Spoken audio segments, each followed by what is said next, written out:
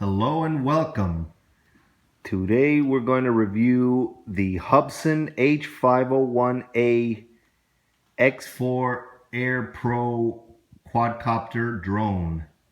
This is a real neat drone from Hubsan, and this one is now app enabled, so you can use your Android or iOS cell phone or tablet to control and unlock a lot of the neat features on this quadcopter. It's very, very similar to its predecessor, the H501S, but this one definitely has a lot of interesting little features that we're going to go into. Now the product comes in this small yet efficient box. So let's open the packaging here. It's real simple and straightforward. It's pretty clean packaging, and a lot of it is in these neat little boxes. So you have the quadcopter, and it has this famous X here to denote that this is the A version, the app-enabled A version.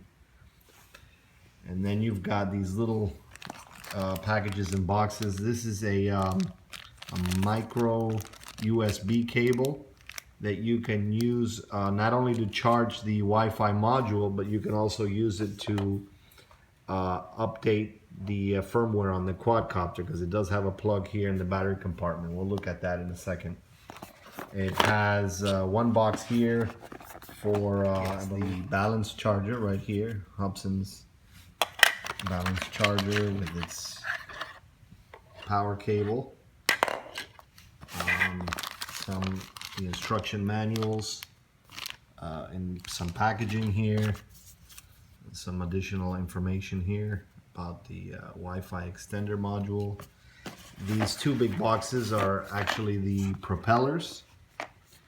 You do get an extra set of propellers, but there are 8 in total, 8 propellers in total, 4 in each box. And each box is a different letter or type that corresponds to a different section. And then last but not least, you've got your Wi-Fi extender box here. And we'll just take a brief look at it here. Here is the Wi-Fi extender, thick piece of plastic, and with the Hubsan logo there. And then you put your cell phone here. This extends here. You can place your cell phone. I don't think you can put a tablet here. This doesn't go too far. So there's not too much space here. And then down here you basically turn it on, and then the blue lights correspond to how much charge it has, because there's a battery inside here which you charge using the micro USB there. And then you have this little signal here to show the that the Wi-Fi amplification is active. And initially it starts out red, and then as you can see it turned green to show that the amplification is active. And I think when it's green, at that point you would see it listed amongst your Wi-Fi devices. And that's basically it for that. And the battery that it comes with is a 2700 milliamp 7.4 volt 10C 20 watt hour LiPo battery, high performance. And this is the same exact battery that's in the Hubsan H501S and the H501C quadcopters. So that basically rounds up all the contents of the package.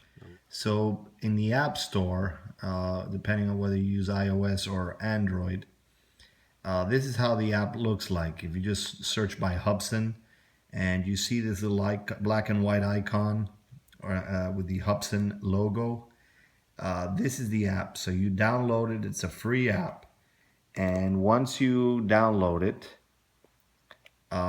you'll have the icon like this.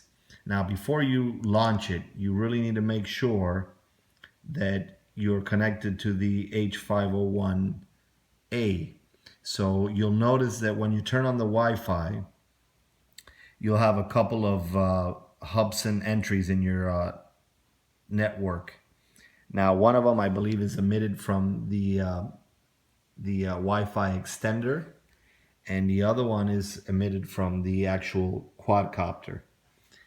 So the one I usually connect to is this E one here, or where actually it's the one that says Hubsan H501A. You'll notice the other one says HT005. So once you connect to the Hubsan there, in this case it remembered my password, but the default password to connect to the aircraft or the aircraft's Wi-Fi is 1 through 8. So it's basically 1, 2, 3, 4, 5, 6, 7, 8. So once you type that in, you have a connection there with the Wi-Fi of the aircraft. And at that point, you can open up the app. So we'll go ahead and open the app. And then you'll see this Hubsan entry in there. And you can say enter device. And then once you enter, you'll see this screen here.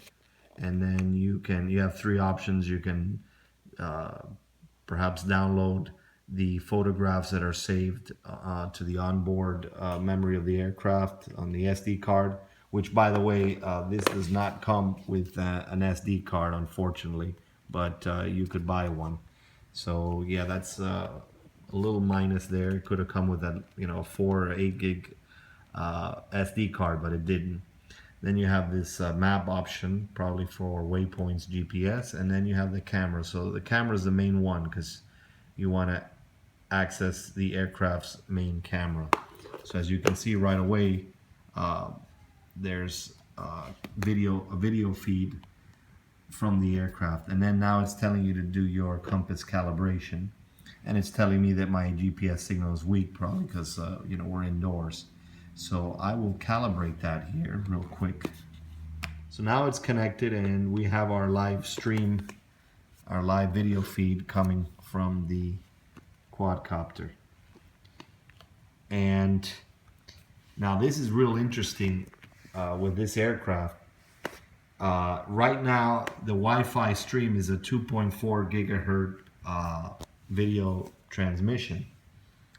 But you could, if you bind one of the controllers to it, one of the actual transmitters to it, you would get a 5 gigahertz transmission simultaneously. So let's see, if I turn on this transmitter is already bound to the aircraft, which by the way, the binding process for binding any of these transmitters to this quadcopter is Hubsan's traditional way of doing it. So once I turn this on, which is already bound, here's the interesting thing here.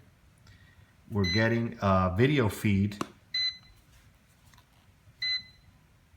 on the quadcopter in both 5 gigahertz and 2 gigahertz at the same time.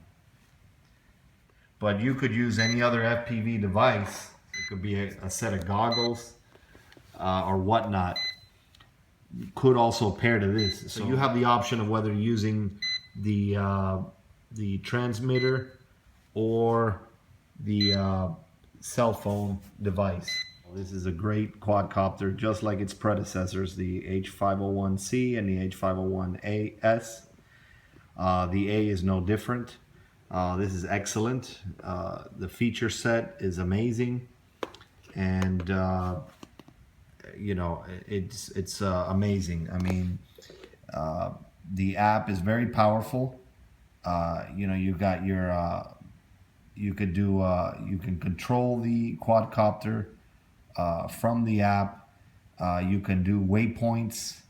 You can draw waypoints on here, and it does follow the waypoints perfectly. I've tested it out. So the waypoints work great. The orbit mode where it flies around you works great. All the app features work magnificent. The auto takeoff, the auto land features right here, auto takeoff, auto land work great. The camera works great. You can record as you're flying. You have the different views there. You have your settings, the output as far as the GPS signal, how many satellites you're connected to, what speed you're traveling at, the distance, the height. Everything is very accurate on the app, and the controls are very accurate on the app using your phone. My recommendation is, if you have the advanced transmitter, use that. But if you'd like to use waypoints, the waypoint feature, then give the phone a shot, because you can't program waypoints using the advanced transmitter. It flies very well, it has excellent range. The camera quality is very sharp, very clean, 1080p, high definition quality. It's not stabilized with a gimbal, obviously. You could stabilize it using some apps. It does have a long flight time of around 20 minutes with its battery. But I highly recommend it, and we will look at some flight footage and some onboard camera footage of this, and you can check it out. Enjoy.